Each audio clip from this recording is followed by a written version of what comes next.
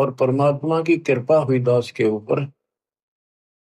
पहले तो ये विश्वास नहीं बन पा रहा था कि कबीर वो जुलाहा, एक कवि, हैंड टू माउथ, एक निर्धन व्यक्ति और शूद्र जाति में रहने वाले झोपड़ी में सारी उम्र बिताई,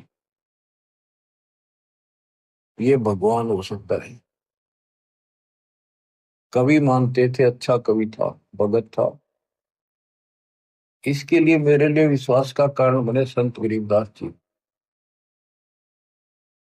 क्योंकि हमारे अंदर हर तरह की बीमारी, अहंकार ठोक रखा है। जैसे नित्यानंद जी महाराज ब्राह्मण जाति में थे और 300 वर्ष पहले तहसीलदार थे।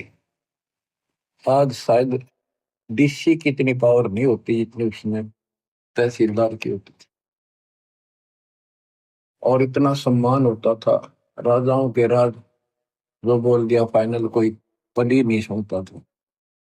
ब्राह्मण जाति एक नंबर की होती थी, सब नतमस्तक होते थे, राजा से लेकर रैयत तक सभी। छोटे से लेकर बड़े ब्राह्मण को सब दादा बोलते थे हमारे यहाँ। दादा मीन सम्मानित, बुजुर्ग, बड़े महान। तो इतना अहंकार था इस जाति में हो जाना फिर स्वाभाविक होता है। नित्यानंद जी कहते हैं, ब्राह्मण कुल में जन्म था, मैं करता बहुत मरोड़, बड़ा गर्व था मेरे अंदर।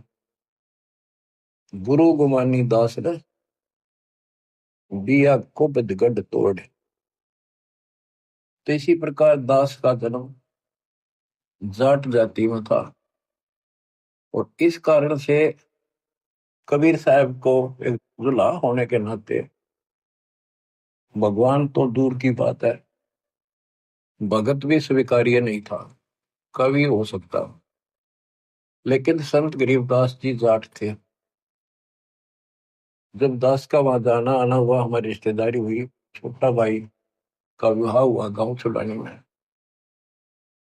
तो वहां देखा, उन लोगों से सुना कैसे भगवान आकर मिले थे गरीबदास जी को। ये 10 साल के थे।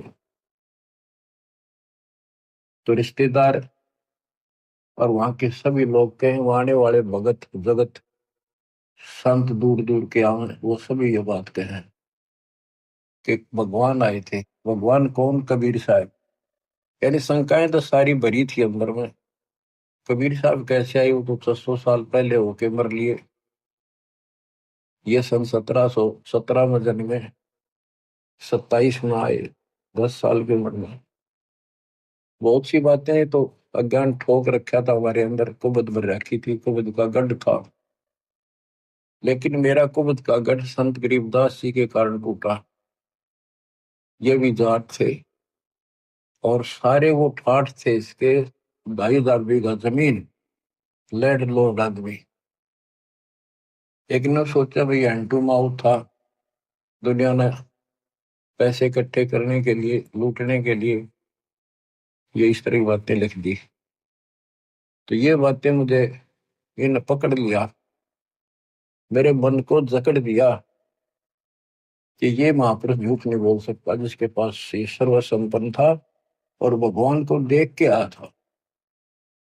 ये तो मर गया था, फूकने की तैयारी हो गई थी, फिर उसके ऊपर लेटा दिया। सारे एक बात कहें, सारा गांव कहे, तो इस मन पापी को भागने की कहीं गुंजाइश नहीं रही। फिर एक एक वाणी को गुरुदेव, परमात्मा की कृपा बिना नहीं मिलते ऐसे महापुरुष, मालिक की दया हुई ऐसे महापुरुष मिले। इस छुड़ानी के अंदर तो 99% कति नकली और झूठे गुरु बने बैठे।